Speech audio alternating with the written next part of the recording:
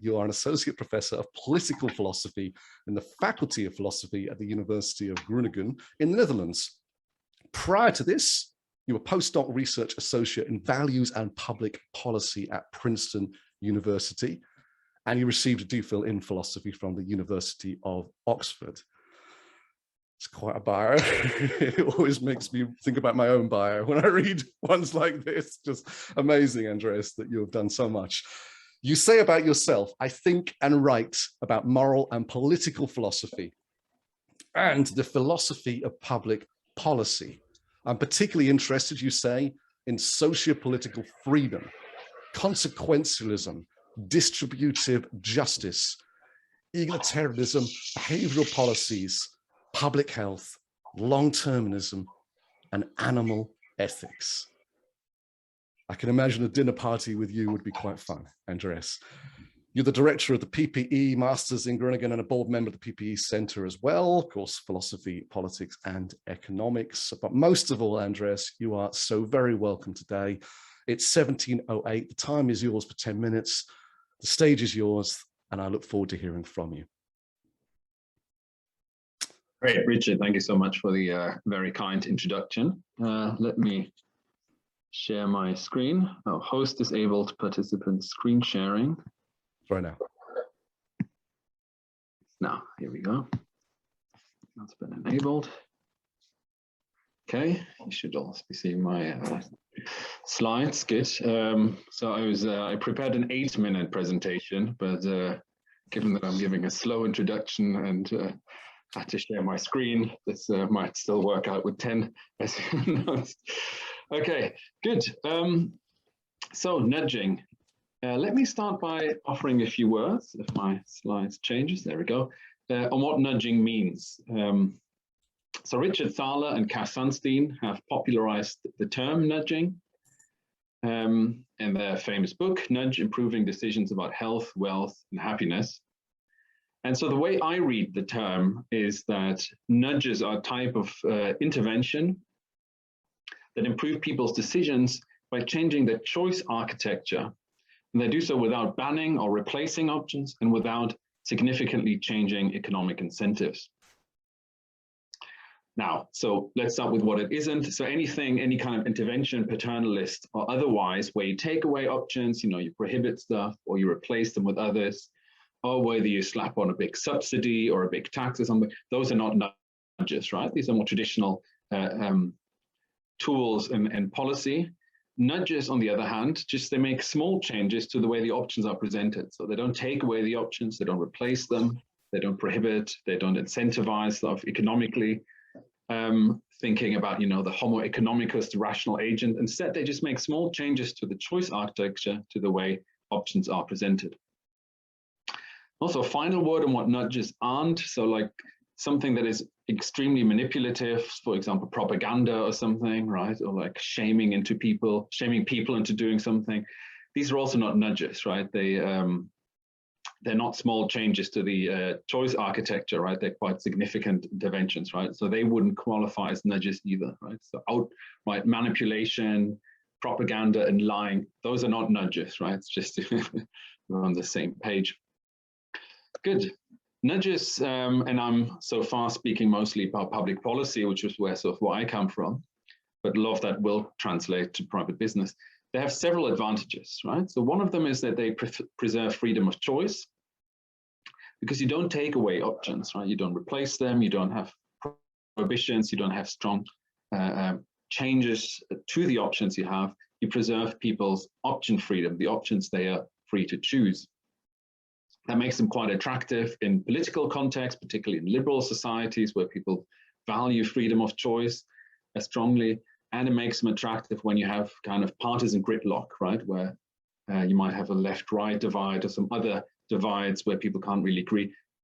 Interventions that kind of preserve freedom of choice tend to be more acceptable also to people, to populations, but also to sort of politicians and political parties. They're relatively cheap and simple, right? So they don't require huge changes, they're small changes to the choice environment.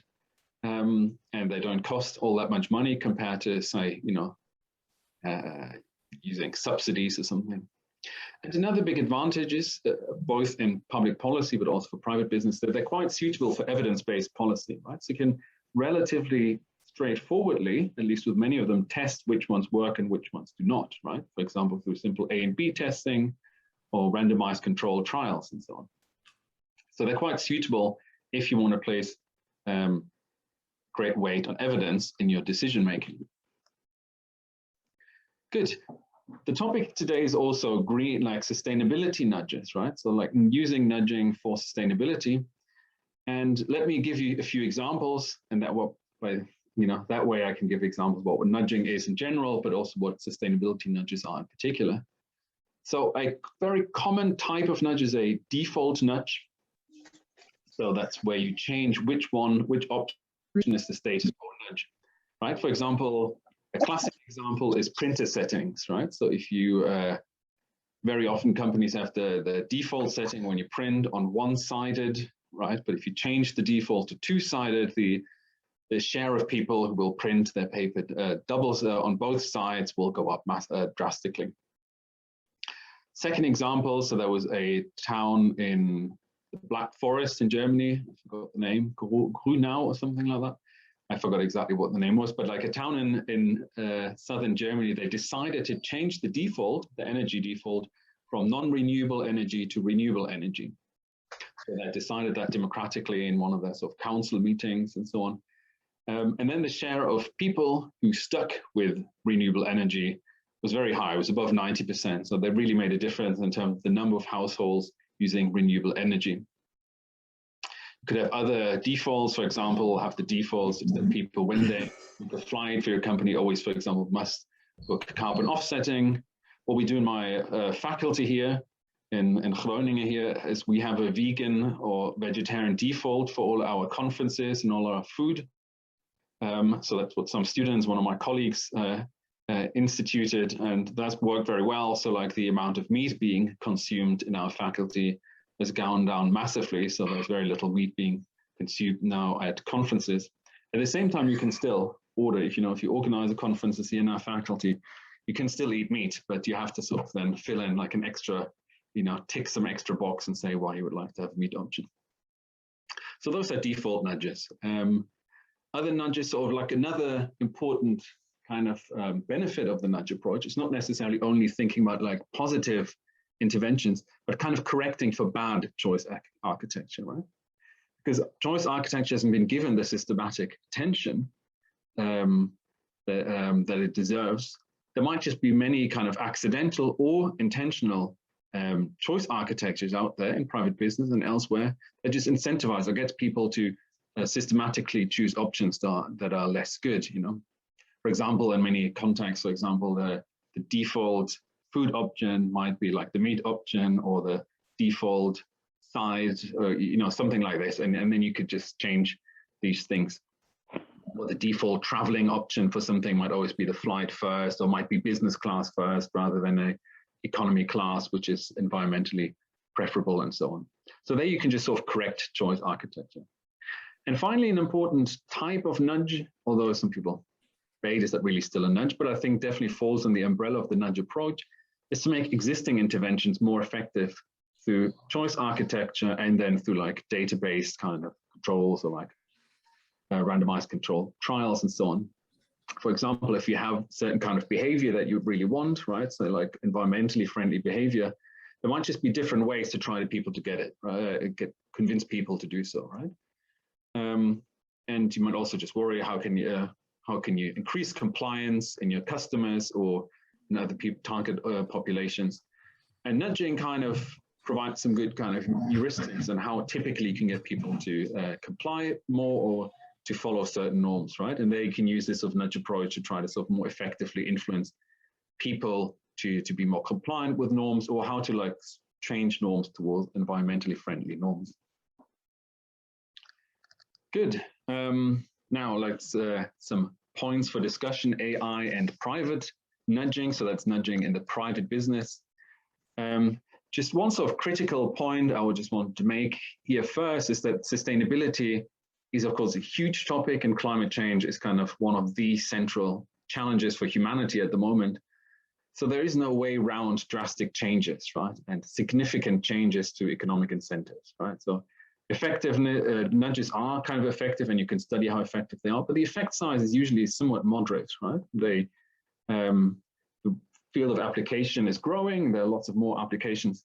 However, in something as drastic and important as climate change, particularly if we consider how much more like countries like India and China will grow, and the African continent, there will just be so much more economic growth, which is great. But of course, there will be more greenhouse gas emissions. We, of course, need more drastic changes, right? So one risk I would warn against when talking about nudges is sort of the risk of overselling what we can do and cannot do with it. Two more points. I just want to ask questions. I'm not going to answer them, right? Is the question, is it really the role of private business to affect behavior change, right? So in democratic societies, at least, the state, to some extent, the government, particularly when done transparently and democratically, has some form of mandate to do something about climate change and environmental degradation and so on. So there might be something of a democratic mandate.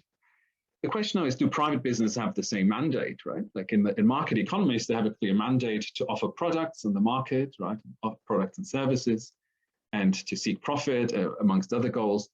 But do they really have the right mandate to pursue this sort of like social, societal goals? And then also, do they offer the right transparency? Particularly when we use nudges driven by artificial intelligence, there's sometimes a worry that there's like a black box, right? That we don't really see how did we arrive at a particular choice architecture, because ultimately it's not really humans anymore who just say we're doing this or that, right? For those reasons, if it's driven by an algorithm, we might worry that there is less transparency, and that kind of an underway, in some way, risks their democratic legitimacy. And finally, we should always be mindful of the question that private businesses have other incentives. Of course, they have the incentive of seeking profit. So then the question is, if we leave the role strongly to private business, how compatible are the incentives, right? So there are lots of examples of businesses using behavioral techniques, right? For a long time, just like already before nudging came along, of course, companies have used behavioral techniques in a way that is, that will improve their profits, and sometimes also in ways that is bad for customers, like, for example, locking them into like really year-long gym contracts, knowing that the people won't show up and so on. So there is always a risk that companies will use these nudges or these techniques in a way that is to seek profit. And then the question is, how compatible is it if we ask private business to pursue these sustainability goals when at the same time they have other goals, right? So this is the final question that I'm sure will come back in this discussion later on, but that's something that we should be mindful of. Great, thank you. Hi, Andreas. Thank you. Thank you so much for your lovely opening talk. And this gives an idea to people definitely of what nudging is and what it isn't. We understand the choice architecture, but there are many questions behind nudging that we need to consider with respect to the questions that you have rightly raised about the democratic mandate or the transparency, and what role businesses will be playing in terms of digital nudging. Even though the definition says it has to give the freedom of choice and options, shouldn't take it away. But I think there is more detail to this. What are the pros and cons of digital nudging, and how we are going to look at in the greener world or in the sustainability area of it. So I would hand over to, and thank you for your talk, and we will see it, how we can expand this thought in the panel discussion. Over to you, Richard. Thank you so much, Jaisal. I was just making a hash of the spotlights there, but forever learning, aren't we? Just echo my thanks, Andreas. That's a wonderful way to open up and start this event. Thank you so very much for doing that and preparing that. Fantastic opening for us. And Jaisal, learning बहुत मिल गया मुझे सच्ची okay. All right. Who's on the mic management? Thanks. I'm doing a little bit of whack-a-mole myself, actually, as people's mics keep coming on, but let's team up and do it together. Andreas, thank you so much for that. Jaisal, great to see you back in the moderation chair tonight. We'll be hearing lots from you.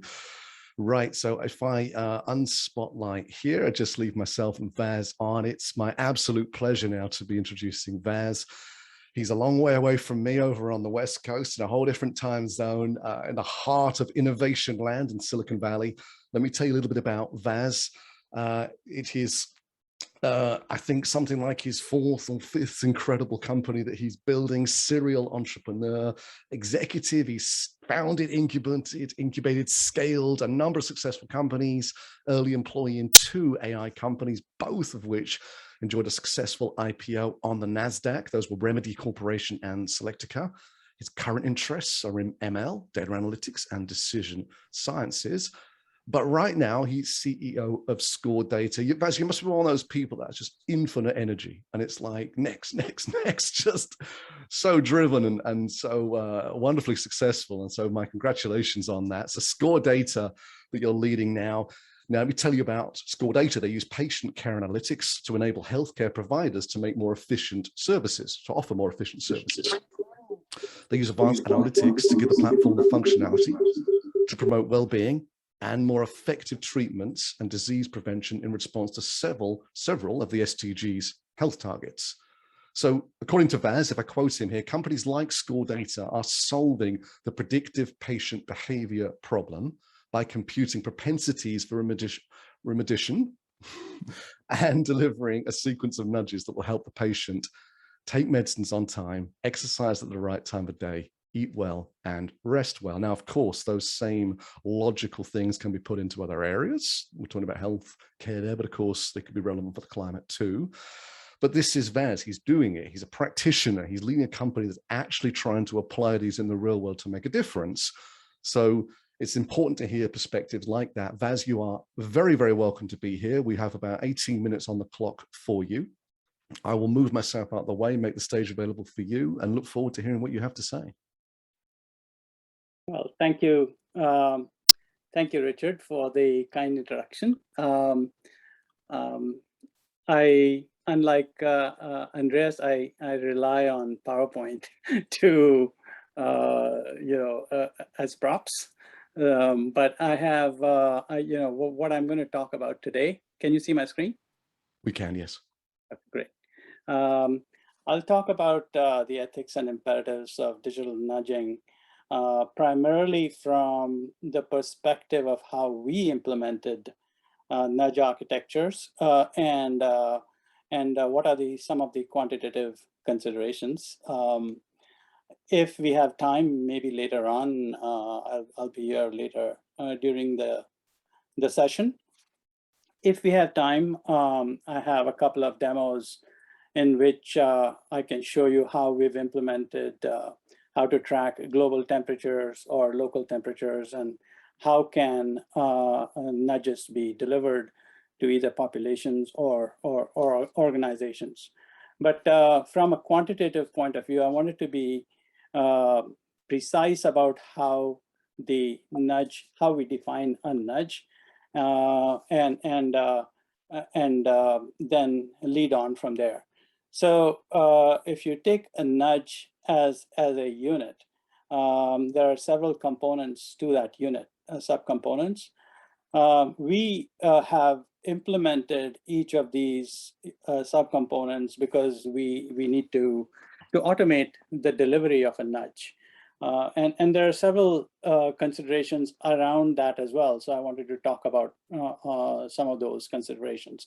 A nudge is an offer or a prescription. Going back to Professor Taylor's work, which Professor Schmidt just talked about. It's an action or a choice that an individual can make, accompanied with a script or a recommendation for a behavior change. But it's not just enough to have the nudge. The nudge can be a light that goes off on your printer, but it can also be a text message that comes on your phone or a color change on your app. It can be a voice call that is delivered or an email that's delivered. So all of these are various delivery channels.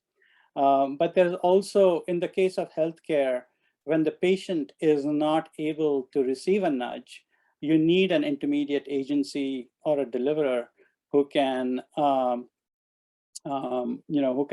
can communicate that nudge to that individual. We've talked about the imperative of nudge, and the imperatives often decide what the intensity of the nudge should be. How many times should the nudge be delivered? What is the frequency and the intervals? How long should the nudge be, or how loud should the nudge be? And one of the most, one of the biggest stumbling blocks in the case of delivery of these nudges is, did that nudge deliver the behavior change? And so you need a feedback loop, which then communicates to the choice architect or the nudge designer. What can they change to improve the nudge? I love the way Andreas talked about the choices and the mandates, both from a government perspective and a business perspective.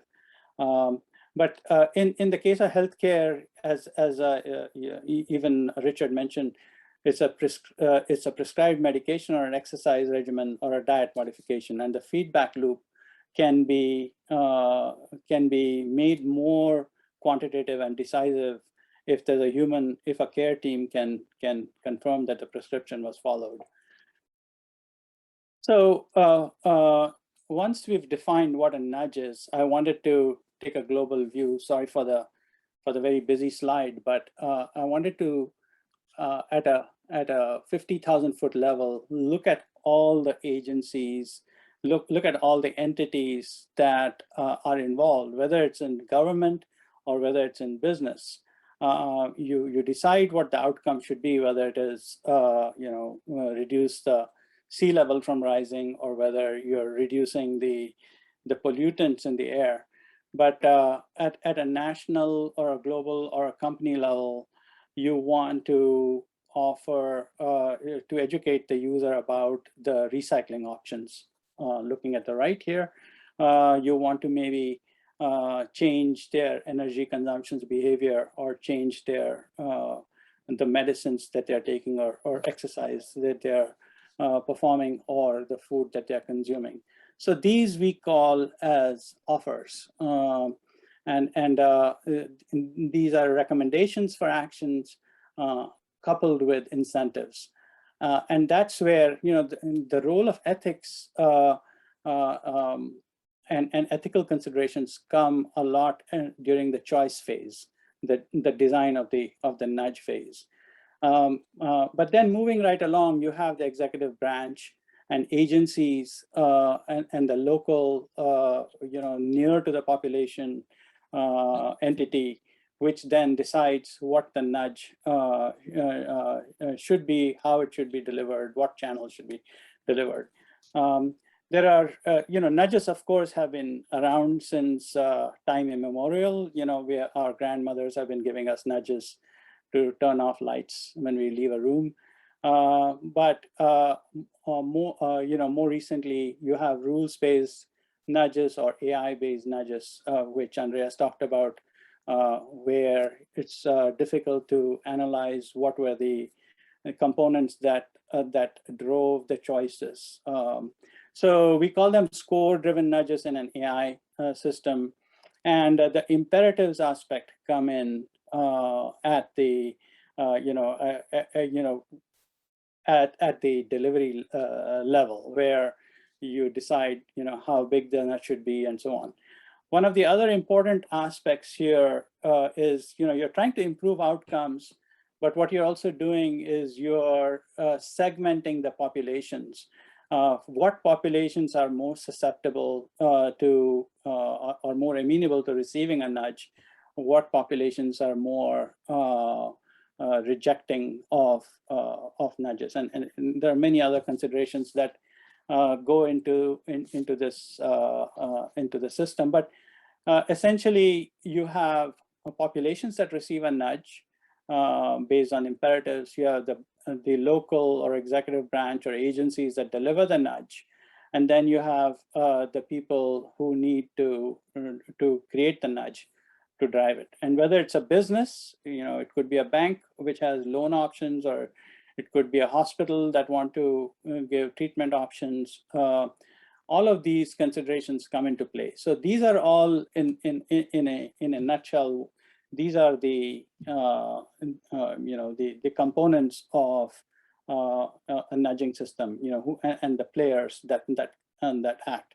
So now, how do you put this into play on a real-time basis and a runtime basis? For that, you have there are a number of different regimes that drive these real-time nudges and measurements. Andreas talked about randomized control trials and the A/B testing phases at the back end. But essentially, it's hopefully a virtuous cycle where the nudges are created. You incorporate the ethical considerations. You eliminate the biases, and then you design the choices. And then those nudges are then delivered by an intermediary, and it could be autonomous as well. But you understand the user needs. You intervene and impart the imperatives and deliver highly personalized nudges. There is this concept called counterfactual nudging, which is that, not to bring a big word on you, but what you want to do is when you deliver a nudge, different population groups have different kinds of amenabilities. And so you can then change the type of nudge you deliver to a different population. So all of them are in sync, and ultimately the ultimate outcome is achieved. Now we come to the feedback loop. You need to test with different populations. What are the nudges that work? What are the nudges that don't work? Has the behavior changed? One of the big challenges here, when we are talking about climate change, is that behaviors that change now might have a positive impact 10 years from now or 50 years from now. So in a global context, in a population context, in a climate change context, it may make you feel good that you're doing certain things now, but there's no way to measure that the impact has been made, whether the average temperatures have gone up by a degree, which is causing all this climate change, or water levels rising. Local behaviors may not have that impact, which gives room for the naysayers, for the religious types and so on, to say this is just another thing that is being foisted on us. And this is one of the big challenges for delivering nudges. How am I doing on time, Richard? We can manage about another 6 minutes. Okay, great, thank you. So now I'll come down to specific examples on how the imperatives and ethics. So, for example, in personal behavior, whether you switch off lights in a room, when you leave the room, turn off your 7x24 device, which was the default settings, change the default settings, whether you sort your garbage on time, and the ethics for that center around whether it's worth the personal comfort and convenience. In healthcare, you're trying to reduce hospital readmissions, but reducing hospital readmissions also cuts down on the profits for the hospital. So what the ethical consideration here is, should we have the patient for a long term? This is a question that Andreas asked, which is, does the business have a mandate to impact the global health or the health of the country? And there's a lot of work in ESG that has gone on, which says that yes, they should be wary of that and take that into consideration. Likewise, in banking, when you offer cheap payment alternatives for the consumer, it can cut down on profits, and there's an ethical consideration there. When you install solar panels and reduce peak hour consumption, do you take into account the carbon footprint for the panel construction?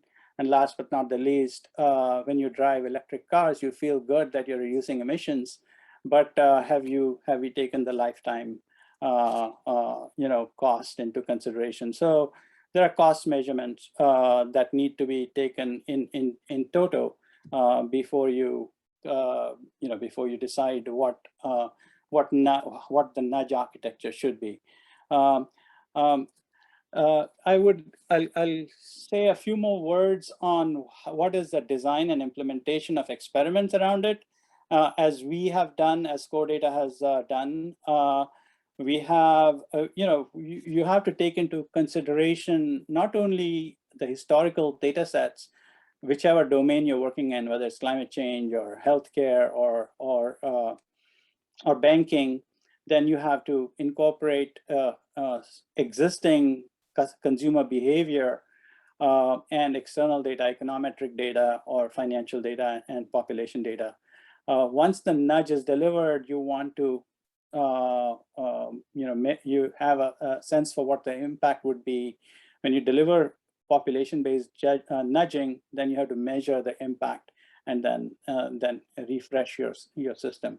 So this is how it's been done.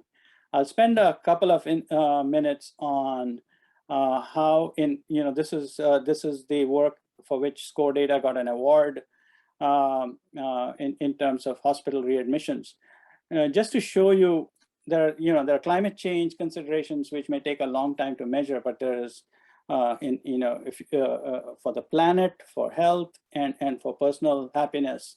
There are some specific use cases where there is substantial benefits that can be measured within 5 years. So, for example, healthcare, global healthcare expenses, companies spend $10 trillion, US spends $3.3 trillion. The cost of patient readmission globally is $200 billion without intervention. For the US, it's $100 billion. And there are a number of reasons for waste, deadweight losses, but lack of follow-up care and poor patient engagement is the one that we are trying to fix.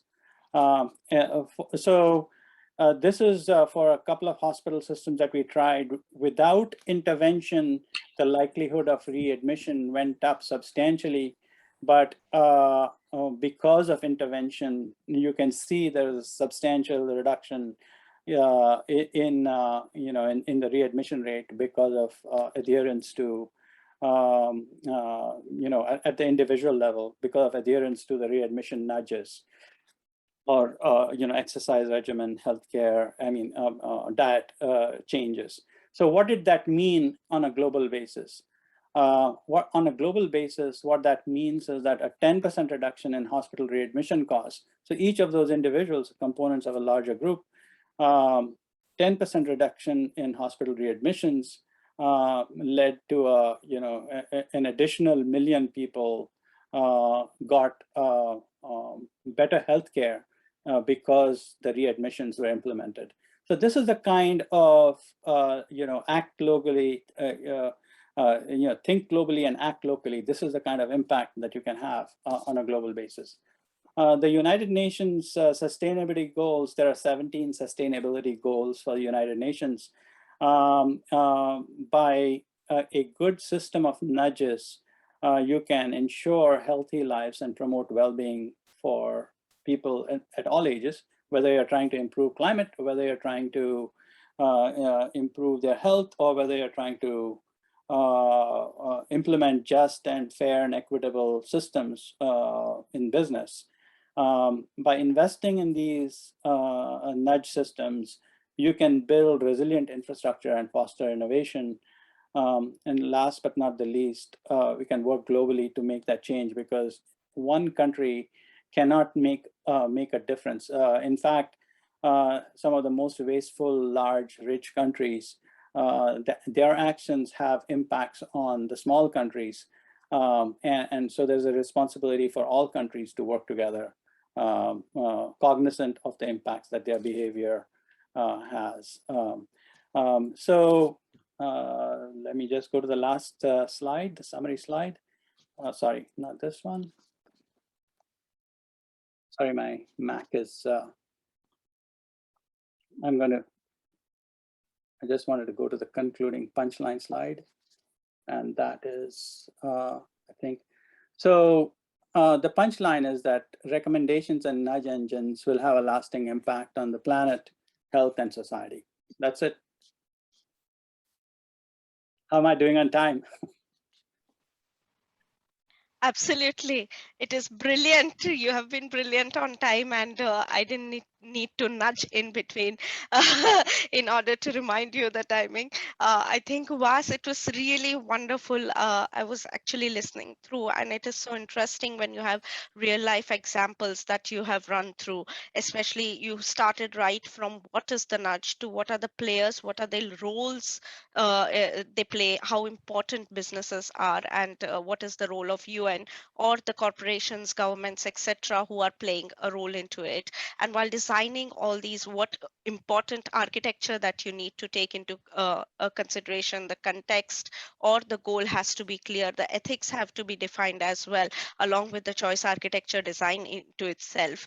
And the population-driven nudges are so important, and the score-driven nudges is the new term that I probably learned today. And thank you for introducing to the example for the patient readmission, how it is going to help the healthcare industry. And people need to work together or collaboratively. Mainly the countries and corporates need to work together in order to bring about a positive impact for digital nudging. I would indicate, and therefore I think whatever examples or industries you have considered in case of personal behaviors, bankings, finance, healthcare, climate change, I think more than that, there is more areas beyond that, and digital nudging can be used in a positive manner. And of course, we can't measure everything right now, as you said, but there are certain industries wherein, like healthcare, where you can measure within 5 years how it is going to be helping the population. So I think it's a brilliant talk,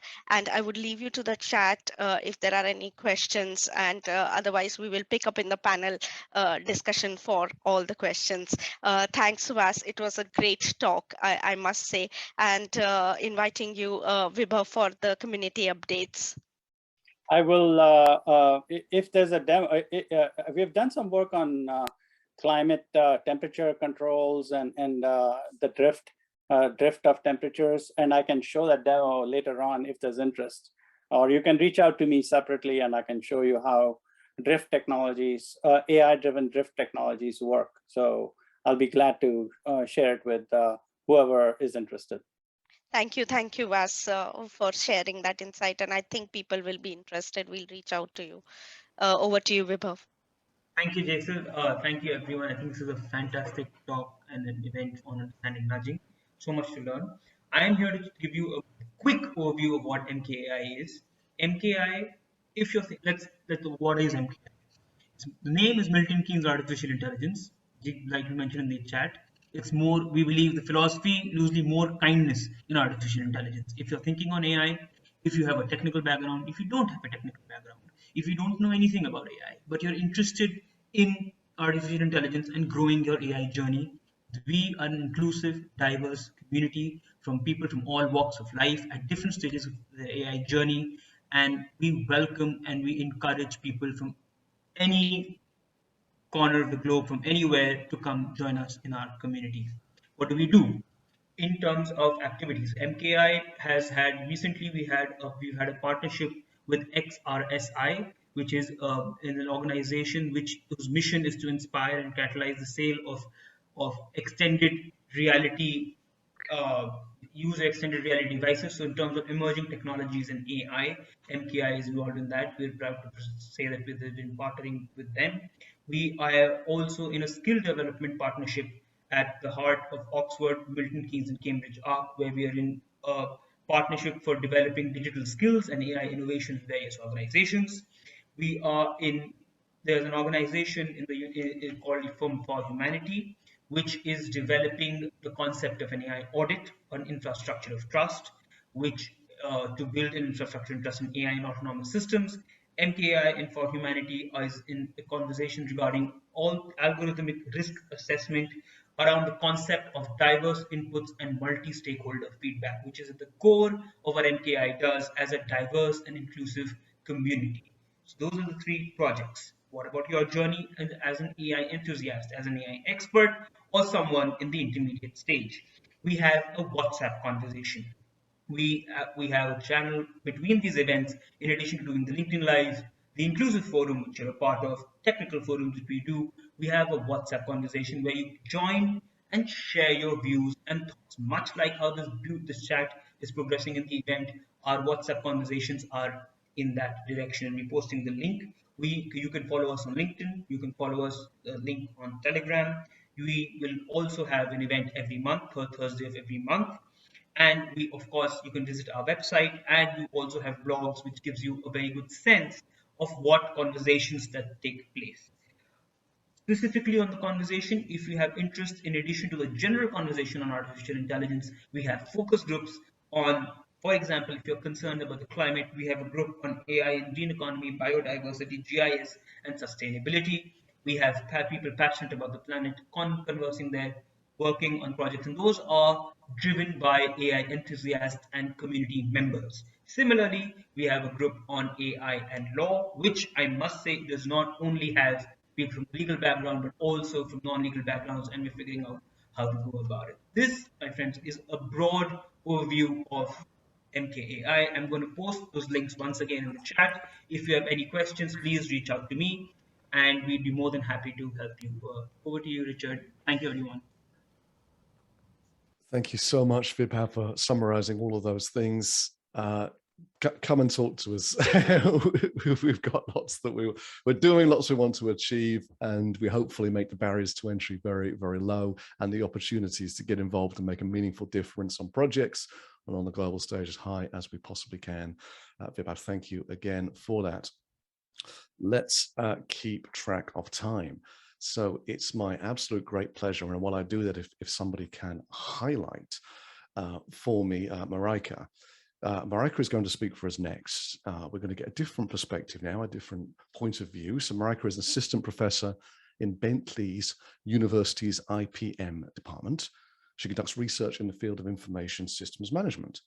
Major research interests include algorithmic management and the future of work, and secondly, trust and reputation on sharing economy platforms.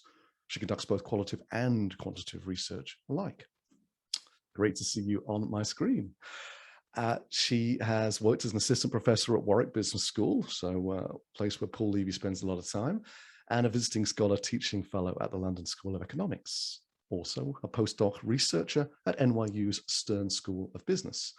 She holds a doctoral degree in business and management from the University of Hamburg and an MSc in management from the London School of Economics. She started her career in academia. Before that, she worked for the United Nations at the New York City office on topics such as sustainability, climate change, and the green economy. So Google Scholar reports that her work is cited 500 times plus a year. And one of the first articles she published during her PhD back in 2015 was cited more than 1,000 times. It was also the Journal of Consumer Behavior's most cited article in the last 3 years, and that was of 2020. Mareika, you are incredibly welcome. It's a great honor and privilege to host you today. We'll put a proverbial 18 minutes on the clock. I will come off the stage and give you that space and time. Thank you for sharing some thoughts with us today. Thank you so much. Can you hear me? We can indeed. Perfect. So thanks for the warm welcome, and hi from Greater Boston, right? I'm based in Greater Boston, based at Bentley University. And thanks for inviting me. It's a great event. You do such important work, and I really enjoyed the last couple of presentations. So thanks for inviting me. So this is an overview of my work focusing on algorithmic nudging and related topics such as algorithmic management. And we've heard, different perspectives were presented. So given that most of my work actually focuses on algorithmic nudging in the context of the ride-hailing platform Uber, this is the context or case I will mainly be focusing on today, but my thoughts are of course well applicable beyond this specific context. But let's get started with the problem from Uber's perspective. So in the last couple of years, there have been heated discussions addressing the question whether Uber drivers, whether they should be classified as official employees or independent contractors, right? So in most jurisdictions around the world, Uber drivers are officially classified as contractors rather than employees. That means that is a very cost-effective strategy for Uber, right? Because they do not need to pay benefits, for instance. However, that also means that Uber cannot officially delegate drivers to show up at a specific time, at a specific place, for instance. And that lack of control would then jeopardize the seamless production of service provision, right? So it wouldn't be good for customers if no drivers would turn up on time to pick them up, so to say. So one of the underlying issues here is really how companies control crowds without forcing them to do something. And of course, this is ethically questionable, right? And this is quite obvious, but more about that later. So what is important for us is that Uber tries to solve this problem by employing algorithmic nudging. So what we see is that companies are increasingly using algorithms to manage and control workforce, not by force, as we've heard earlier, but by nudging them into behavior, which means they learn from their personalized data and alter their choices in a more subtle way. So what is the difference between nudging and algorithmic nudging? So, the other speakers already focused on this really important work by Taylor and Sunstein. And, we know that they, were awarded with Nobel Memorial Prize in behavioral economics for their work. So it's, it's groundbreaking work, right? So we know, based on their work, we know that nudging can be very positive, right? So I just brought you this one example there, that people who use smaller plates, they put less food on the plates, right? So which means they eat less. They may live healthier lives even. There are other examples, right? Think about Virgin Atlantic, for instance. They reported that they use nudges to shape their employees' behavior by nudging their pilots into using less fuel. And this is, of course, very relevant because many of us here are interested in environmental sustainability and climate change. So algorithmic nudging is somehow different. I would say it's different. I would say it's more powerful. Why so? Recent advances in AI and machine learning lead to the fact that companies can collect huge amounts of data about individuals. These technologies help them to identify patterns, behavioral patterns in the data, and that allows them then, in turn, to develop personalized strategies. So they can really change individuals' behavior on much larger scale in a more personalized way. And they can do so in real time, right? Because if data flows in real time, they can adjust strategies on the go. So I think that really personalization and real-time adjustment make algorithmic nudging much more powerful. And I brought you one example here. This is, for instance, nudge that Uber drivers may be exposed to, right? And you see that on the slides. So we know that Uber is using these psychological tricks to nudge drivers into driving longer. I think what is really important, and some of the previous speakers have kind of mentioned that point, but let me leverage on that a bit. Nudging is a double-edged sword, right? Yes, it can be very positive, as Taylor and Sunstein argued, right? So nudging can improve individuals' health and wealth and happiness. But on the other hand, nudges have really been subject to criticism, a lot of criticism more lately. And the reason is that there may be challenges associated with privacy violation, right? So another aspect is that nudges may be used to manipulate individuals to their disadvantage, right? We've heard about concerns about algorithmic transparency and algorithmic bias, right? Gender bias, for instance, that may be inherent to the algorithms exposing individuals to nudges. And one example, let's get back to Uber, is, for instance, that in July 2020, British Uber drivers filed a lawsuit against Uber, claiming that the company is failing to really fulfill its legal obligations under the GDPR, which is the data protection regulation of the EU, right? I think they did this before Brexit, I guess. But one of the points there was that Uber's algorithm lacked transparency. So yeah, nudging is a double-edged sword, very important. But what can companies do to design algorithmic nudges more ethically? So in this one of the HBR articles I've published, I came up with 3 major recommendations. Let me shortly walk through them. The first one is to create a win-win situation, right? Obviously, this is crucial, right? We think about organizations these days, often they may use nudges to their advantage, the company's advantage.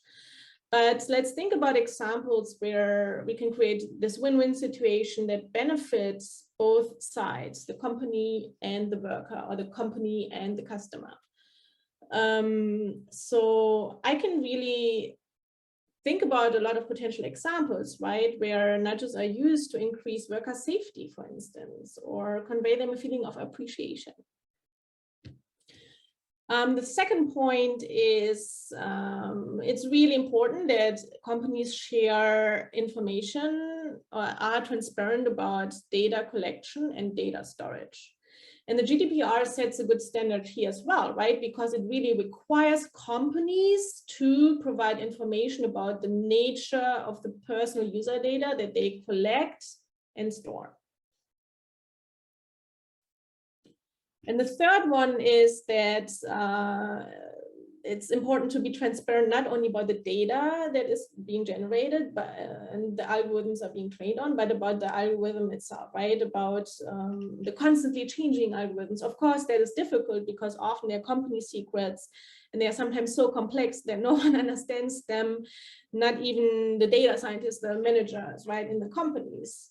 But definitely a lot of companies can increase their efforts in increasing transparency of their algorithms logic. And yeah, so why is that important? Because it may allow individuals like consumers or workers, right, to make more informed decisions, whether they want to react to a nudge or not. Right, so it may also help to showcase that algorithmic nudges are not prone to racial or gender bias. And so one way here to move forward are counterfactual explanations. This is a rather non-technical way to showcase to non-technical personnel, employees or contractors, how, you know, how, for instance, the outcome of an algorithmic decision-making would have been different for a specific individual if they would have different attributes or characteristics, right? Think about one example. In case there's Uber driver and they have a rating of 4.2, in case all other variables are held constant and you change one variable, for instance, their rating was not 4.2 but 4.9, Uber could explain to the drivers what the effect would be for them. Would they make more money? Would they get more rides? Would they be matched to customers with higher ratings? And so on and so on. So counterfactual explanations could be one way forward. And then just general, these are management recommendations that I think are just generally good, or I would, that I put out there in the context of algorithmic management, algorithmic nudging is share information, invite feedback, invite workers in, right? Talk to them, built in human contact. If you know, in the context of Uber, for instance, drivers are exposed to these nudges and don't understand them, and they have no one to talk to, right? There's no human supervision. They are literally managed by an algorithm. Build trust is also important, right? Because you really want to create a trust relationship. So yeah, this is all I got. I think my time is up. Thanks, and I'm looking forward to your questions. Thank you. Thank you so much, Dr. Mareika. And I think this is a brilliant talk in order to understand what is nudging, what are the pros and cons of nudging, and especially with the example that we saw with Uber, and why people should look at the positives and the negatives of digital nudging, and how we can actually bring about more ethics, because digital nudging always raises the questions. It is more psychological and economic. It's a combination of both. That is what digital nudging is about. And considering both of them, how can it create a win-win situation is so important, I think.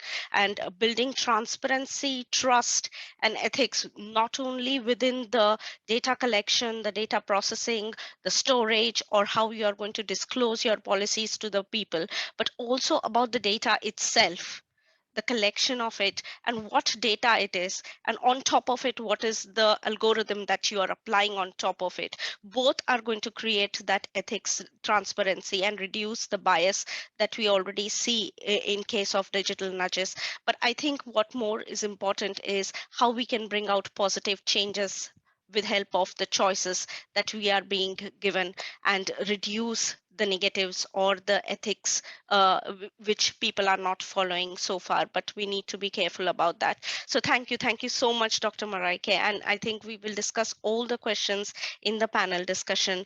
And over to you, Richard, for the panel discussion. I'll just join you in thanking Mareika as well for that informative presentation. Thank you so much for preparing that and delivering it for us today. I'm going to keep the people on screen that we already have, and then ask some of the people with controls in the meeting, and you know who you are, if you can add the other members of our panel. If you don't know who they are, they're about to be introduced, so it should be easy enough. In the meantime, on the chat, please do join me in thanking Mareika for her contributions today with the emojis, or a word of thanks in the chat would be ideal. Jaisal, thank you so much for completing that talk and summarizing. Thank you. So we'll be asking Kristina Podnar to be added to the screen. I can see her over there, so she should be easy to locate and spotlight. A digital policy innovator, 2 decades. She'd worked with some of the most high-profile companies in the world to help them see policies as opportunities to free the organization from uncertainty, risk, and internal chaos. She's the principal of Native Trust Consulting, LLC, a BA in International Studies and an MBA in International Business from the Dominican University of California. She's certified as both a change management practitioner and a project management professional. You are very welcome today. Kristina, thank you for joining us. Thanks for having me, everybody. I'm really excited about this. And just to make my 5 minutes a little bit more interesting, I'm going to share a few slides, and hopefully you can see my screen. You can? Sure. Yeah, we can.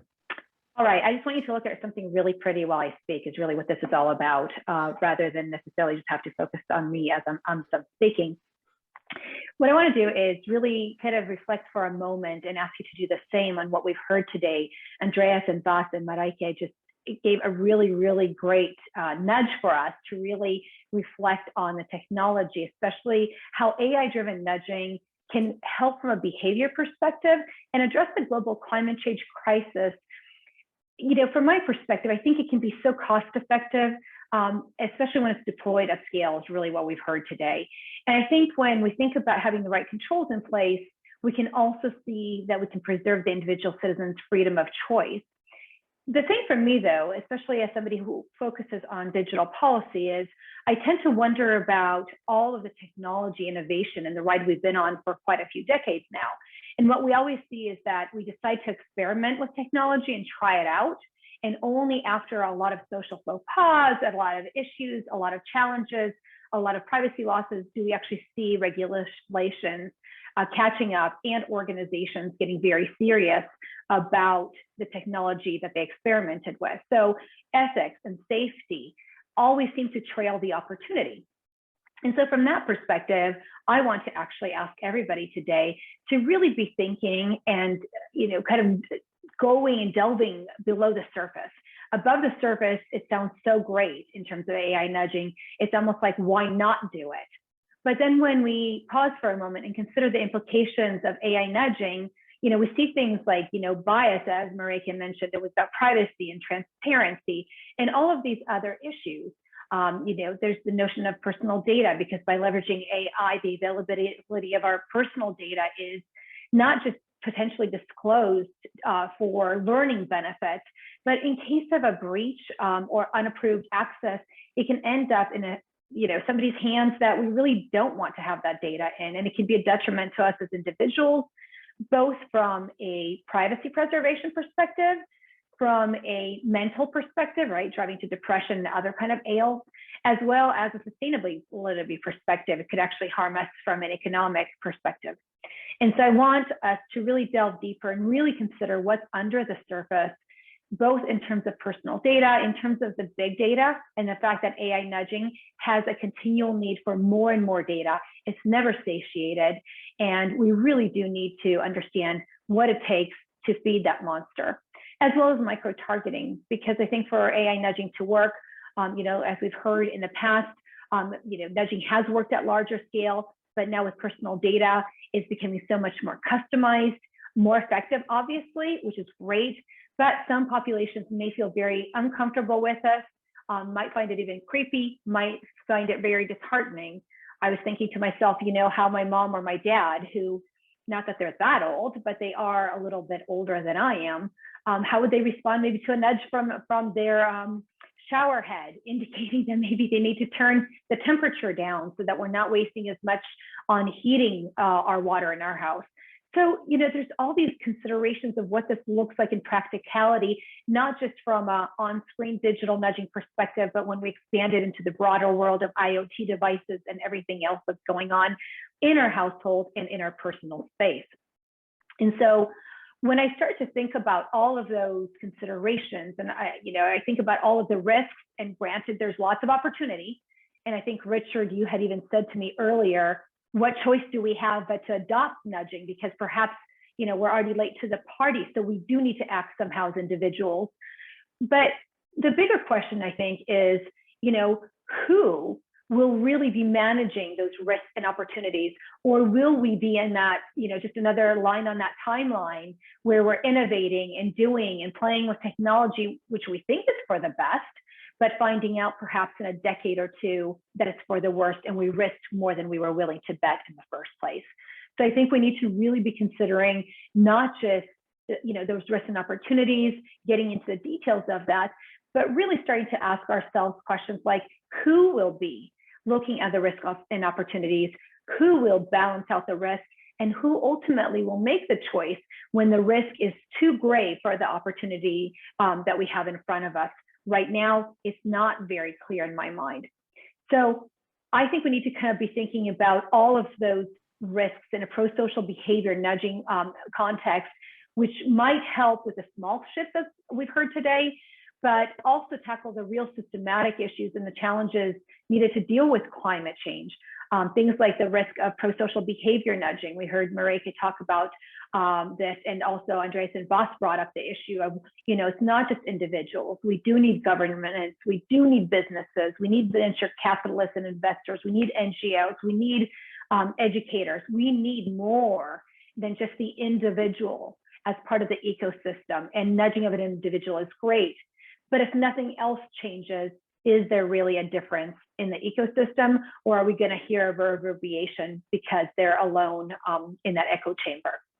And then we have the need for policies to ensure, again, that we have those right controls in place so that citizens' liberties and autonomy and respect and dignity aren't put out either for sale through data sales to third parties, or even through some kind of breaches or exposure that we don't want to have in place. We also need to consider time, like how long will nudging take? We heard that already mentioned several times today, right? How soon can we understand what we need to measure? How soon can we collect those metrics and understand whether time is on our side or have we already closed in on that window?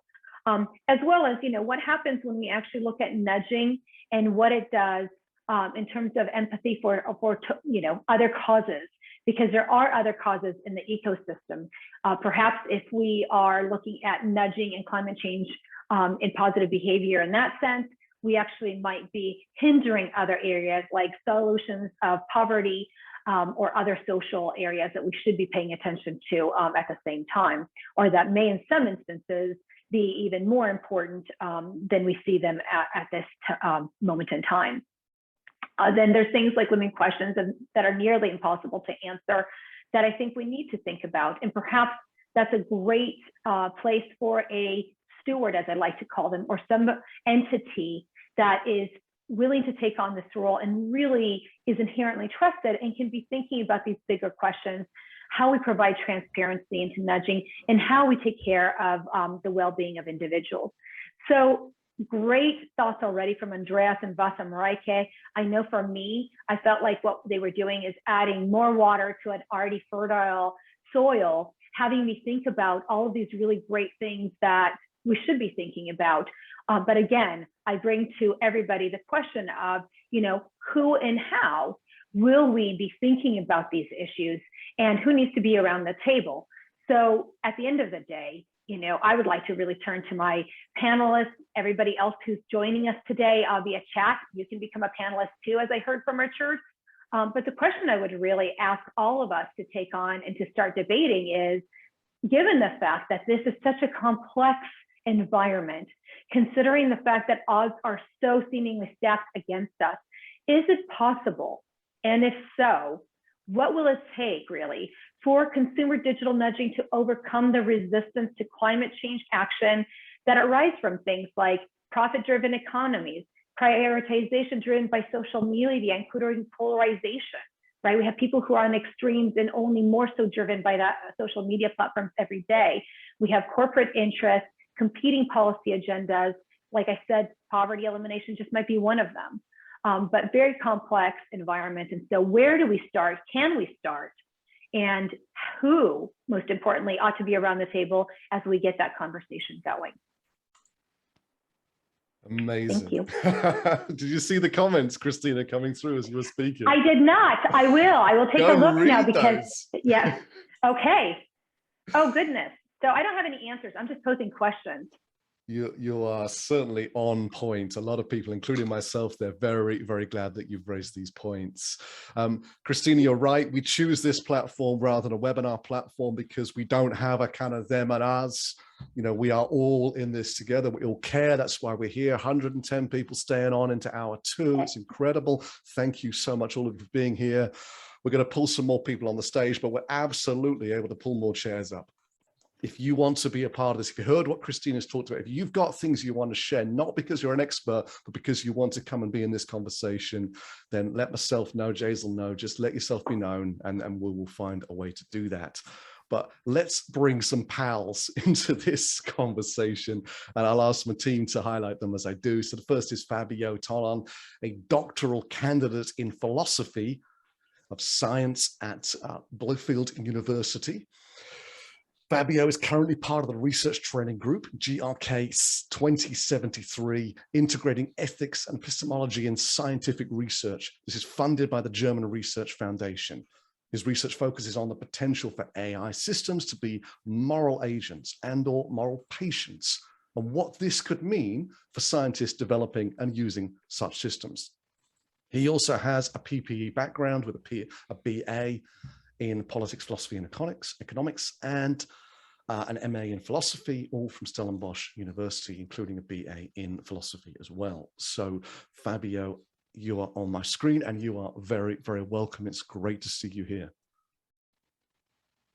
Thanks for having me. My absolute pleasure. It's our pleasure. Let's see who else we've got. So we'd very much like to welcome Vas back to the stage. If Vas is here, I know he did his best to stick around even though he's one of the top 10 busiest people in Silicon Valley. So if we can spotlight Vas as well. I told you we've got great people here today. Vas, thank you very much for spending a bit of time with us today. I know how important your time is for your business and your colleagues. Thank you. And then finally, it's very much my pleasure to welcome Tom Savigar from currently Norway, but originally not too far away from me in the UK. You'll notice the accent. So Tom is the founder of Avicera AS. He is an expert in foresight and transformation, visions and models, change and development. He's also a specialist, and I love this, in moving enterprises forward to a regenerative and thriving state. We had a wonderful conversation with Tom in the build up to this, and I hope Tom's going to become a friend of MKAI and maybe even a friend of me. I certainly would enjoy coming to Scandinavia and seeing this lodge that he's building. Maybe you could weave that in, Tom, into the talk somewhere, find a way to include it. I'm not done. For two decades, Tom's been forecasting and making the future happen, right? He's got the Future Laboratory, the biggest and best known brands in the world. Hundreds of successful projects worldwide that benefit organizations economically, yes, but more often than not, even the best foresight and ideas to deliver positive impact lie on the shelf unused or on the workshop room floor. So with his company, Avicera, Tom is focusing his skills and his network to advance the missions, mindsets, and models to move people within corporations, governments, and communities forward.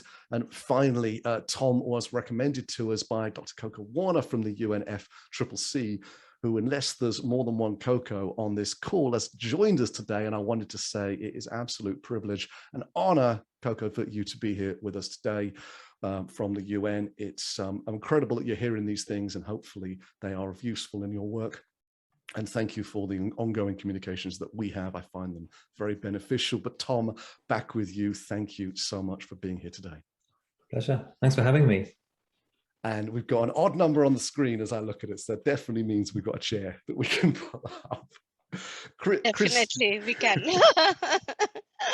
So I won't tread on your toes here at all, Jaisal. I'm going to stay on the screen, but hopefully not have to do too much. Kristina, back with you. Where do you want us to start from some of those incredible points that you brought up? Oh, gosh, you know, I always love to hear different perspectives from folks, especially on things that are practical and tangible. And so if I think about AI nudging, especially in support of positive action towards climate change, you know, who should be around the table and what are the first steps that they should take? I'm glad you paused for 1 second, because embarrassingly, I forgot to add Andreas. Oh, quick, Andreas. You get to take that question on first. Yes, and welcome back, Andreas. I'm so sorry. Yeah, thank you. I wish I had an easy answer, step-by-step guide. Exactly. But I wouldn't be a philosopher if I didn't. I guess one thing maybe to start critically is to just point out how much power is currently concentrated, right? I mean, maybe we should be first aware of certain problems in these sorts of nudges. If you think about global companies like Facebook, Google, and so on, just the amount of people responsible for designing certain nudges, right? Or you can call it choice architecture and AI-driven kind of online environments and so on. And just the amount of people affected by it, right? And the control these people have over how it's designed. So there's an unusual situation, I guess, in humanity, where like a really small set of really unrepresentative people in Silicon Valley can have like huge influence on the choice environments we encounter.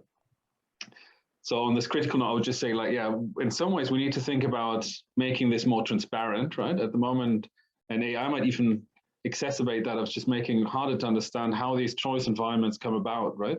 How can we make this more transparent, and how can we, in some sense, democratize these sorts of influences, right? And I feel now it's a growing debate over, for example, the impact Facebook had on elections, and so on. So my hope would be that maybe with the rise of Friday for Futures and sort of the growth of the voices of younger people, and also great initiatives like MKAI with trying to diversify also the people having influence on these things, that would be my one hope. That so like in some sense, this is not a great step-by-step guide, but we need to think about like practical ways to democratize really who will nudge us into the right goals. What are those goals, and how can we do so transparently? So now I let the practitioners sort out the practical details, but I stay in general commonplaces. So let me go next. I'll give an out-of-the-box answer. First, thank you to Professor Mohlmann and also Kristina for your excellent talks. I learned a lot from both those talks. I think we should think outside the box a little bit to answer your question. Who should be involved in the design and implementation of nudges?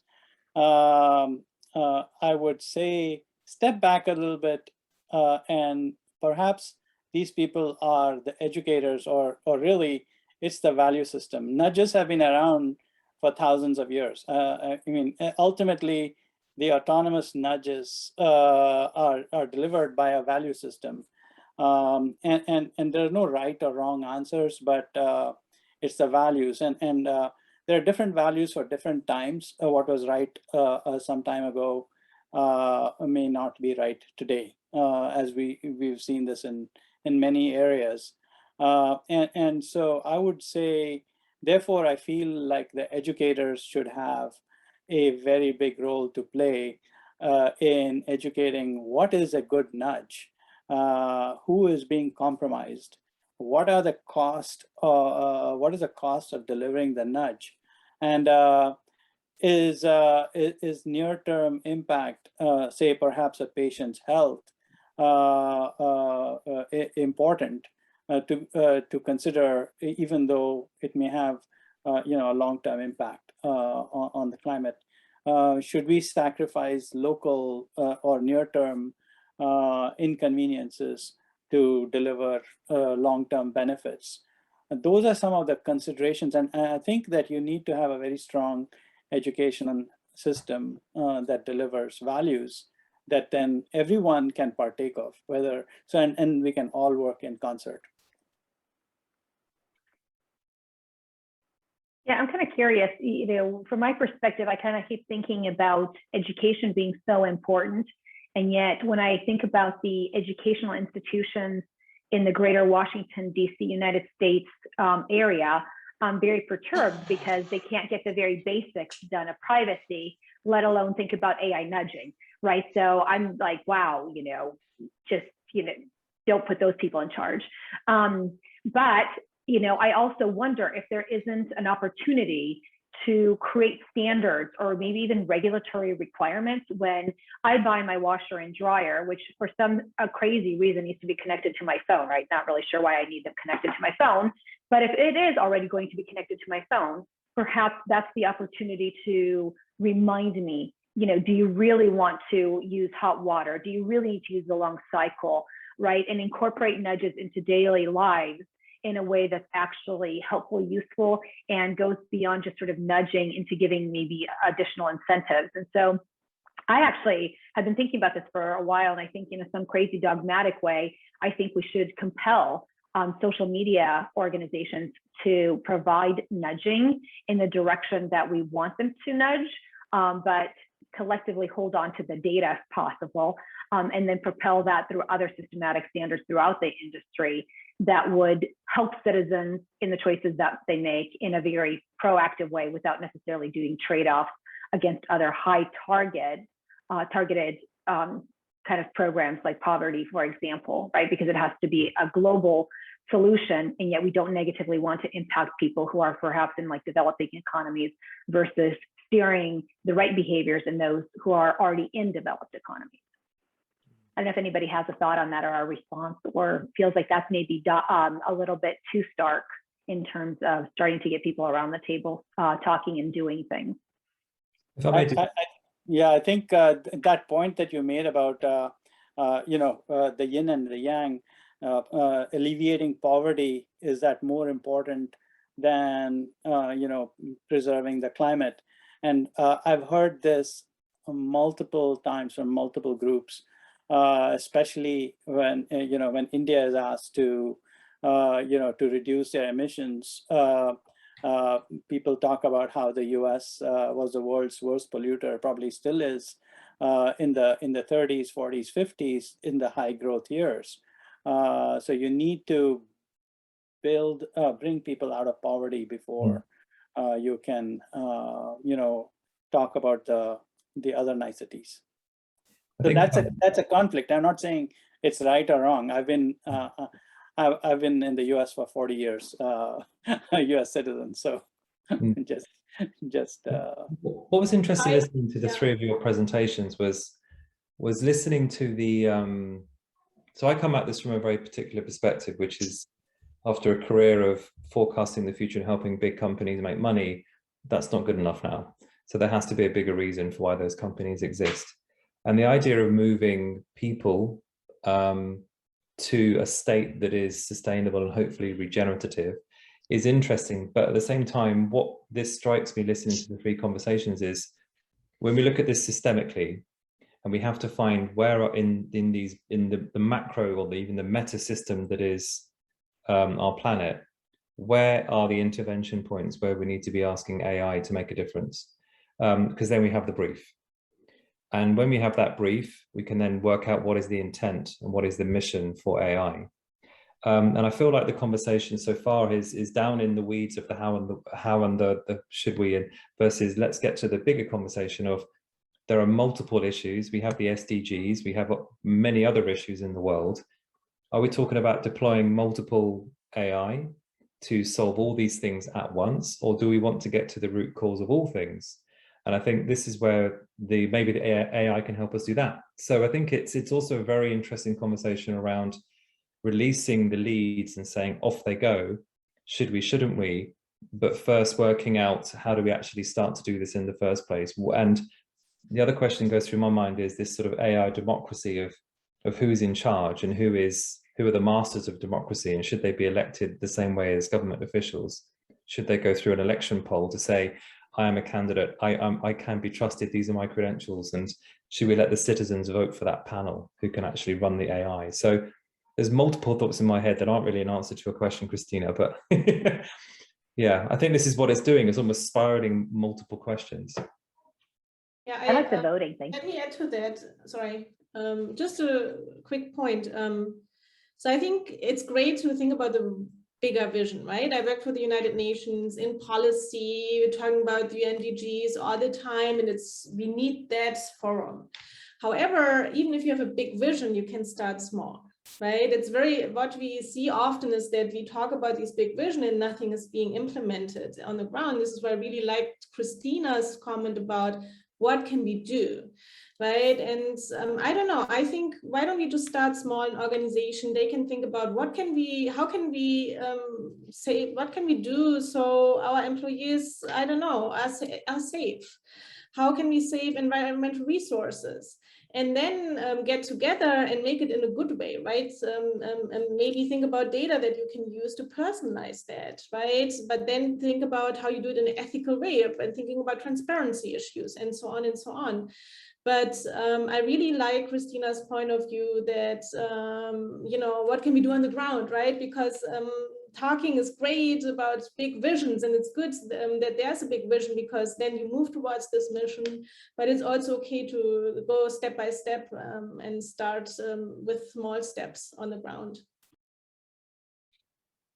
I think really great points being raised out, and people are raising many questions I can see already in the chat. But I think, Richard, would you like to add your thoughts onto what the different panelists have said? And I would move on to Vibhav because he has also raised his hand, and then I'll bring in more questions from the chat. I think I messaged you and said, don't come to me. And then obviously the opposite happened. No, I'm keen to bring Fabio into the conversation at this point as well, at least get his voice onto the table for now. So Fabio, thoughts so far? Yeah, so a few things crossed my mind throughout the presentations and now through the comments from some of the panelists.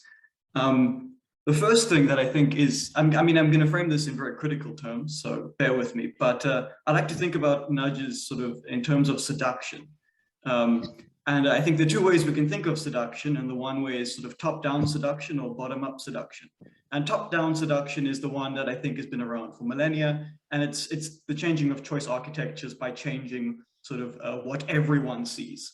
So a form of top-down seduction is, I don't know, the buffet. You know, everyone goes to the same buffet, and you have cheap carbohydrates first and expensive proteins later on.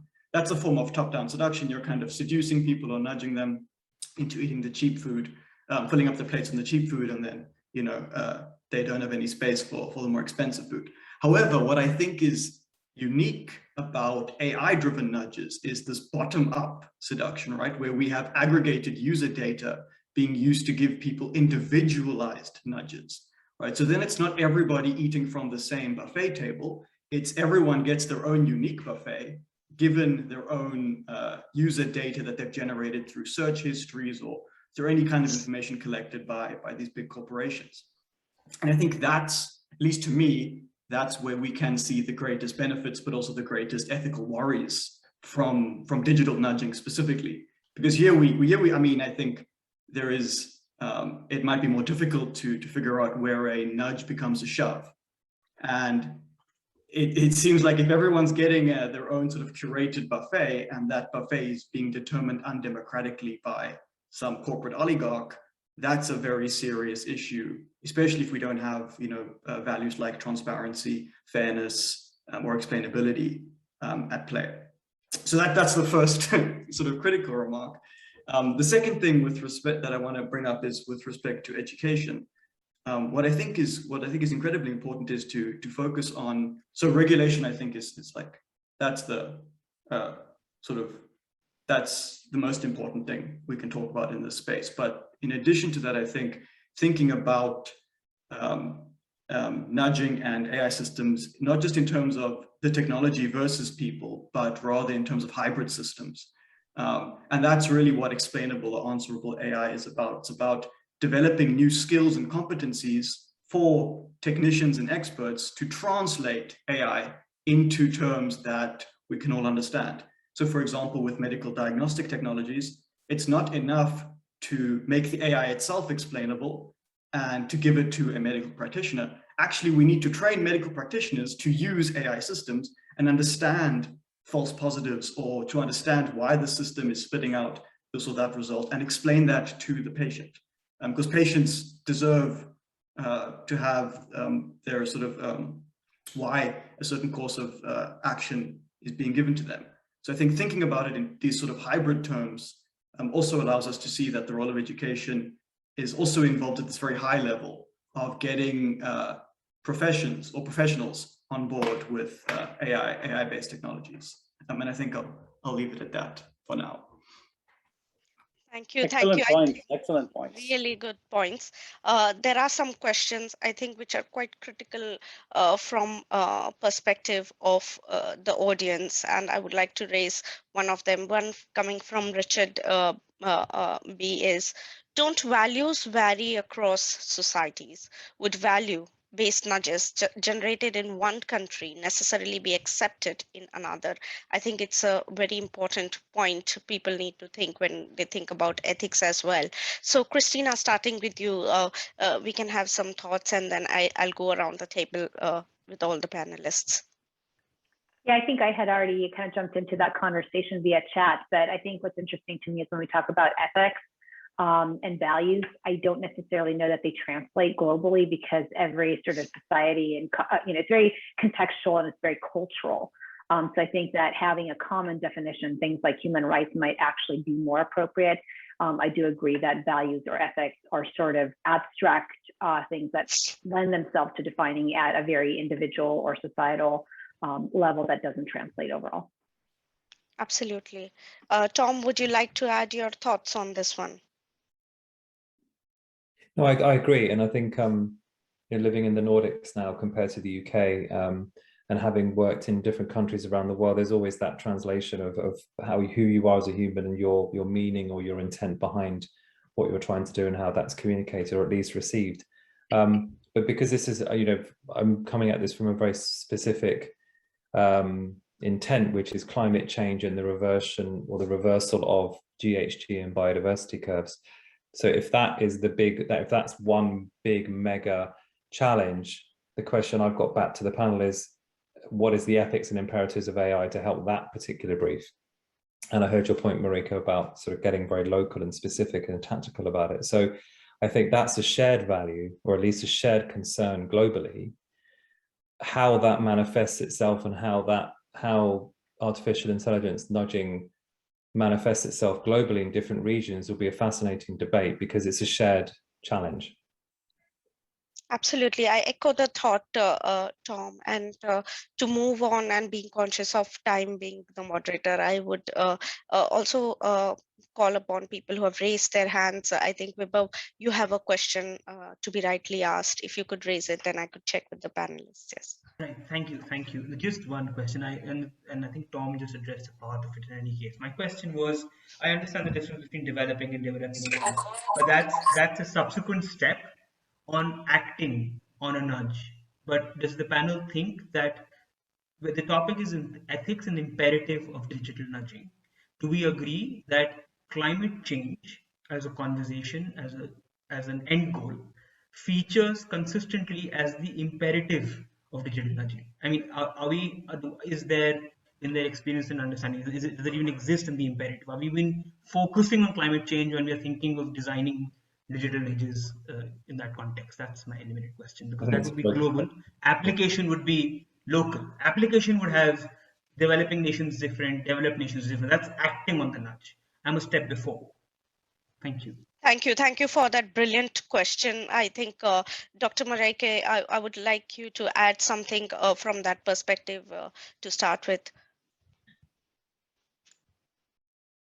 Yes, thank you. I'm not sure if I, thanks for the question. I'm not sure if I completely understood it, but as I understand, you said what could be local initiatives in order to implement algorithmic nudging. Is that correct? Vibhav, would you like to add your point again? Yeah. Yeah, what I was saying was, does climate change feature in the conversation as the imperative, as the need for digital nudging? When we're designing digital nudging as a concept, we're thinking of digital nudging as an end goal. Does climate change feature anywhere in that? This is which in my understanding would be a step before taking any step for climate change. I noticed Tom open his mouth and almost a word came out. So Mareika, if you want a minute of thinking time, it looked like Tom was going to say something. I put the two words of the ethics and imperative on my notepad, and the ethics and the imperatives could subsume 90% of the conversation, which is should we, shouldn't we, is it right or wrong, is it good or bad? The imperative is absolutely clear.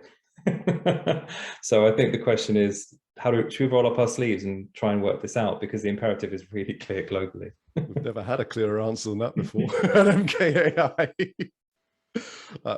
Mareika, do you want to jump back in? I'll ask you to unmute if you wanted, since Jaisal. Yeah, yeah. Yes, I mean, nudging, you can do that in any kind of context, right?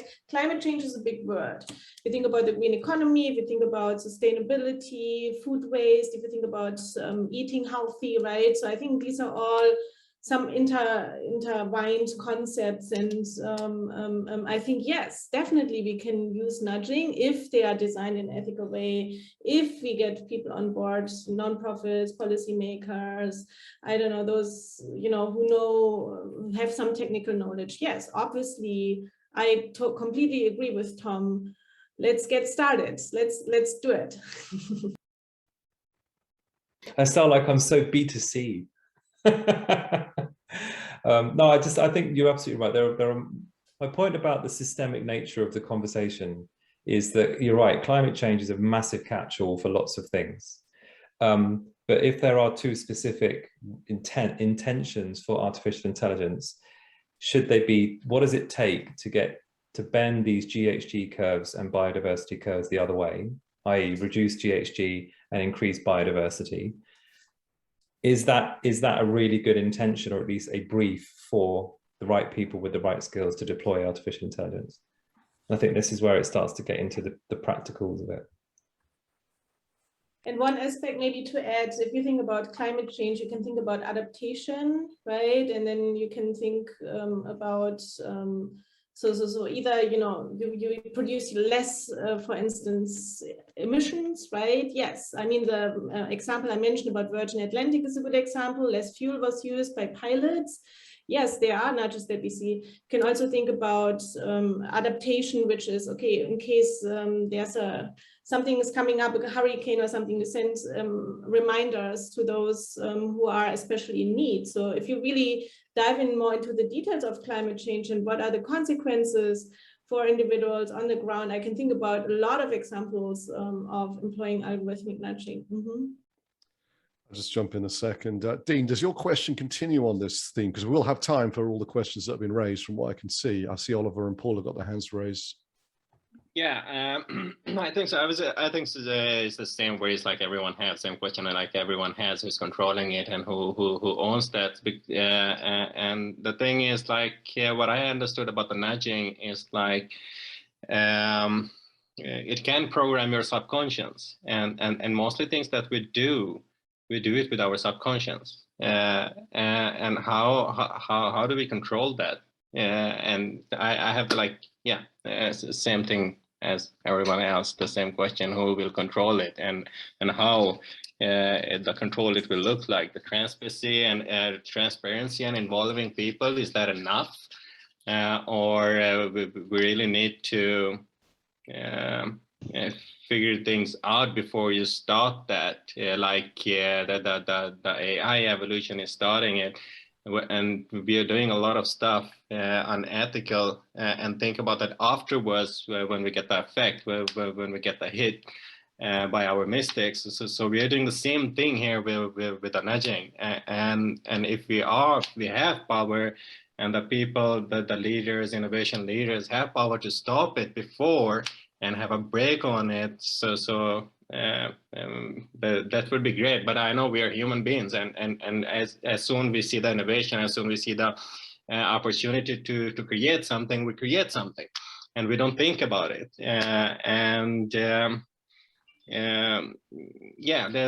Those worries, like subconscious programming, subconscious, because this is the scary stuff. Programming subconscious. So there's so many techniques, and nudging is the one of them. So there's so many techniques about it, and we need to have like a kind of a community or a gathering about those, like what are subconscious programming techniques are there that can change people to do whatever they wanted to do. So yeah, Amazing. Thank you. Thank you so much, Dean. Thank you for those contributions. Oliver, I see you've got your hand up. Shall I pop you on as well? Thank you. Yeah. Can you hear me well? Yeah, very well. Oh, Good. whoops. That's going to take some fixing. Don't press that button. You're the star, great. Oliver. Go for it. Thanks. Yeah, I have a comment which might help to maybe answer the question of control by shifting it over more to a question of agency. I find nudging a fascinating concept, but if it's applied the way it was presented here, I would expect people will sooner or later develop some kind of allergic reaction against being nudged. Not because of a lack of including the right stakeholders in the design of the nudging, or because of a lack of applying the perfect ethics in the perfect way. But I would assume people will develop an allergy against nudging, and maybe against all types of digital technology, if they rightly conclude that the nudging only goes one way. Meaning, who is nudging the nudgers? I've seen many bidirectional arrows on many PowerPoint slides, but apparently there is not much focus on what kind of quality the feedback arrow from people being nudged back to the nudgers should have. What I mean is to assume that only the people being nudged have to adjust their behavior is quite bizarre. Everybody has to learn, everybody's wrong about something. So my proposal would be, have the nudging go both ways. And then maybe the system doesn't have to be perfect to begin with. It will improve over time, and people will accept the system as a kind of fair and just and equal partner in their lives and for decision making. I think, Oliver, a great point made. This is one of the thought process which I have been also having for a while regarding nudging. So thank you for it. And can we bring in Richard on the spotlight again? Andreas, would you like to add some thoughts on what Oliver just said? Yeah, maybe thoughts about what Dean and Oliver said on both things.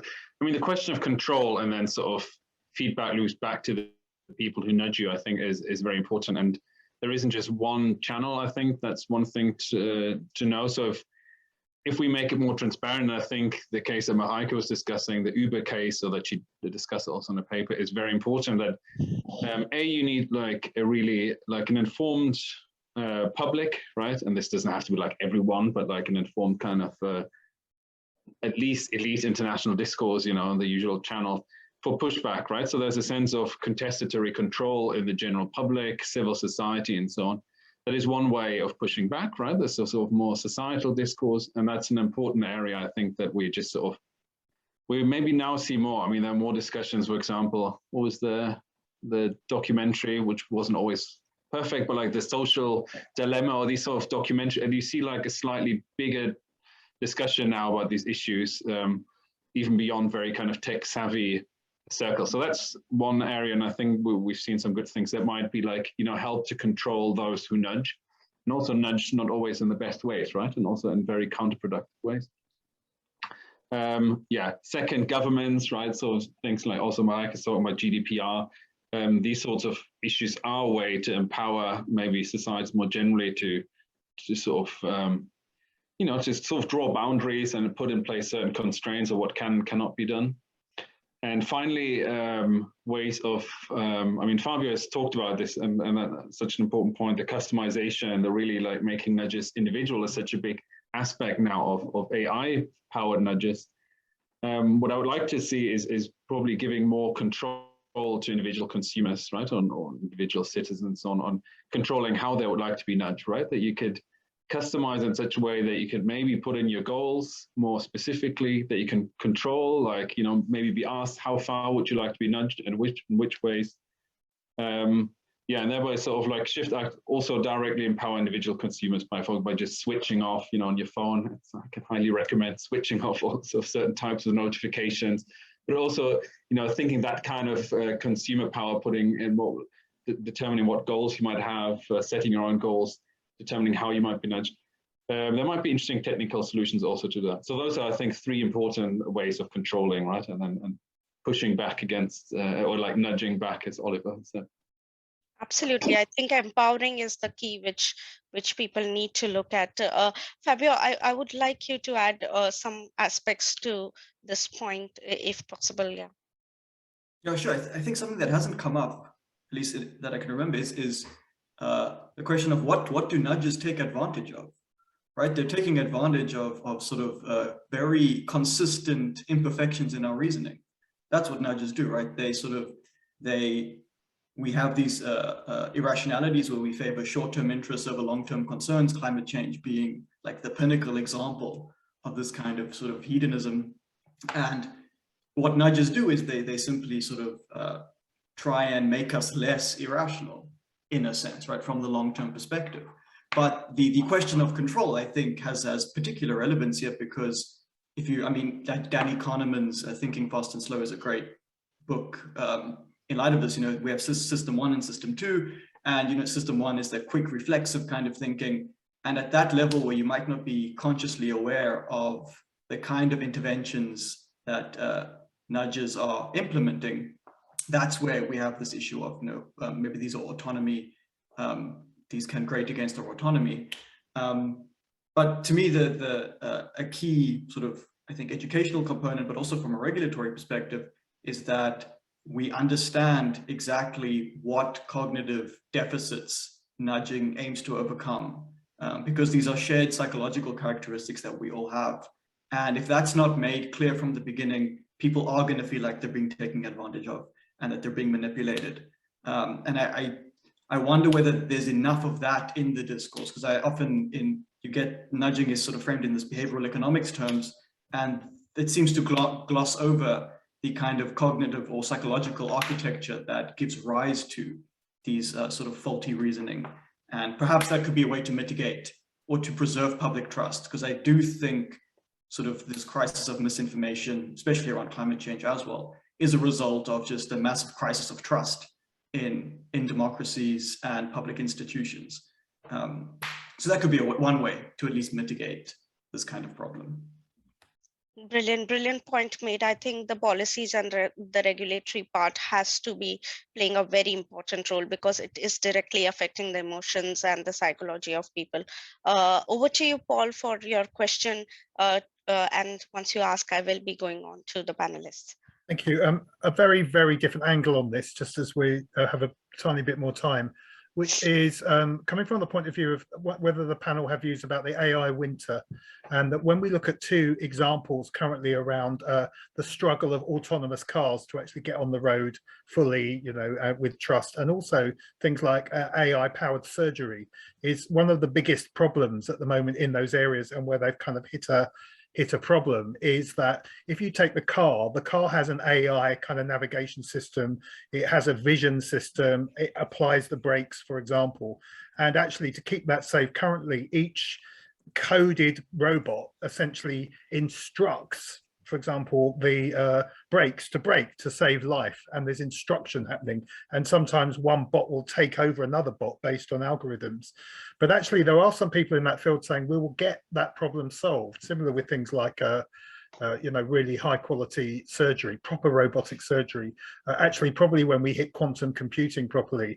But within that is the realization that rather than taking over a process, it's better if one bot nudges another and actually ask questions using things like fuzzy logic of, well, do you think you really want to do that? Or have you taken this bit of information into account?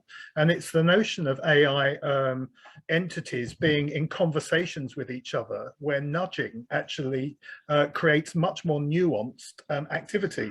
And so rather than binary, either you're doing this or that, it could well be that nudging isn't something we particularly follow in its clunky way in the human system, in social media and so on, but actually it could come into its own when we have the proper semantic AI talking to itself in conversation. And essentially the process of gaining higher accuracy and safety will be polite nudging of one bot to another. Just wondered if you guys had any thoughts about that. So Vas, would you like to add anything to this perspective that Paul has raised? Well, I think everyone has covered this to quite in depth. I don't have anything more to add, but I loved Fabio's points and also loved Paul's counterpoint. So thank you. Thank you. Kristina, would you like to add something to Paul's points that he has been raising? So I would, but I'm still stuck on Oliver's concept of feedback mechanisms or counter nudging, because what I was envisioning at that moment was the individuals on Wall Street who are making all of this money from Bitcoin mining that I mentioned to everybody earlier, somewhere up towards the Niagaras and an old coal plant. And I thought, wouldn't it be cool if we had like a electric collar on them? We could actually not nudge them, but buzz them.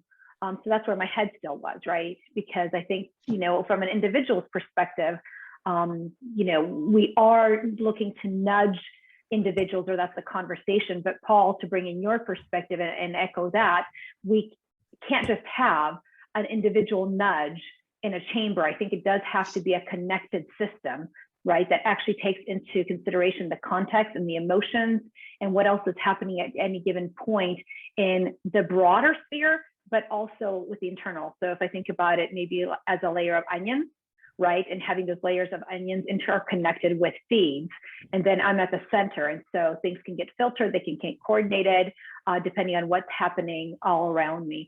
So I would agree with that, but still stuck on Oliver's question as well, which is, how do we nudge back, and not just maybe nudge back, but nudge sideways as well, because I think it needs to be not just an action and a reaction, but also communal feeds that are going in different directions based on inputs and priorities that go beyond the individual to societal considerations. Thank you, Kristina, for adding that insight. I'm sure it has added to more knowledge to Paul. And Manihe, welcome to the panel, and you can ask your question here. And we just have 5 minutes to go. 4 minutes. Okay. 4 minutes now. Yeah. 4 minutes. Okay. So hello, everybody. My name is Manijay Mutagi. I'm an organizational psychologist. And so I'm about the human mind and human perceptions and how do you nudge humanity into being happier, being more responsible, accountable for one's own, choices and outcomes. So as I'm listening, and I'm really grateful to be here, things come to my mind. First of all, like everybody, my mind is half on the chat, half on. So if I say something that indicates I wasn't listening, I missed something, it's normal, I think. So my thoughts are, okay, just following on Wibhab's comment on the planet, let's say the changes, planet warming and all this. How could we make that like one project that AI and human network can get in on and really blast this thing out and make it shift, take this Titanic and shift it a little bit. Collaboration between AI and human, like word of mouth or whatever, education and all of that. That was one thing that came to me. Another thing is that most people are followers. Look, we're not representative of the masses. People here, we don't represent the masses of the, humanity.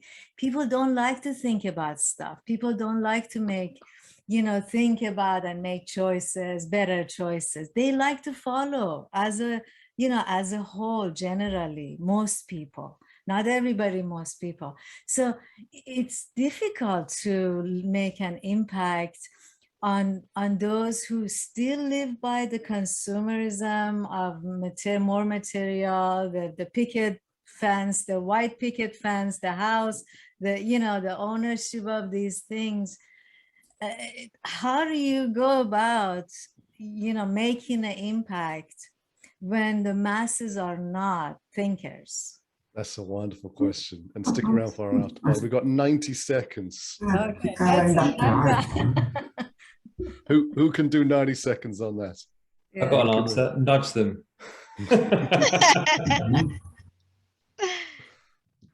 That's exactly the heart of it. Billions of people need nudging to stop climate change, fundamentally. So that's round 2, right, Richard? We're just getting started, Tom. Yeah, but this is the right way to do that? Like, if I could say something positive in defense of the wider population. I mean, many people, they are thinking, or like they might be thinking less hard than people who have the time or the education to do so, but they also, climate change is a collective action problem, right? And I think people understand this, right? So they will not deviate too strongly if they feel others are not doing so either, right? Like, why should I get rid of my nice, I don't have a car, but like, why should other people get rid of my nice car, stop eating meat if no one else is, right? So like what you need is kind of norm change and communication that we're all sort of doing it together, right? And then actually you see, I mean, you saw that with Corona, I guess, as well, right? In the beginning, no one expected here in the Netherlands, anyone would wear a mask, but as soon as they saw enough other people do it or enough other people got the vaccine, the expectation completely shifted and people did get the vaccine and did well. Now, the hope would be the same with climate change action, right? If we could use nudges as one of the many tools to have a collective change and a norm change, then maybe we'd also see wider behavioral change, right? So can I just add one more thing? Save it for the after party. As all of you are building and developing, think about this, that people do not want to change. That's all. Okay, Vas had to go. How do we do it? I didn't get a chance to say thanks to Vas, but just stick around. Let's talk about this, but let's close at 7 as we promised to. So this is the end of the session, right? You can please leave now. Please go and have dinner. Get back to whatever you need to get back to, right? Don't feel you need to stay on. Kind of a bit of help with the music and the mics, if you wouldn't mind as well. Adina, I see your hand is up. I'd love to come to you. We're going to keep the session open. But let me just say thank you first. We launched tonight with Andreas, who opened in magnificent form for us. So thank you for that. And thank you for sticking around. We moved to Vas, who shared what's he actually doing in this area, relating some of the use cases in health to show us what's possible. Then we moved on to Mareika, who came and shared with us as well and stayed around and contributed so much this evening. Thank you for that. Kristina, you created this line in the sand of where do we go next in this conversation, brought new ideas in, discussed things that we'd heard so far. You contributed wonderfully to the panel as well. Thank you for that. And then, of course, thank you so much to Tom and Fabio, who came in to share thoughts, very helpful thoughts at the end.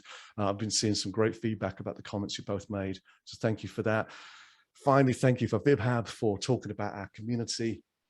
And thank you, Jaisal, as well, for the wonderful moderation, emceeing that you do to keep us on track and keep us on topic.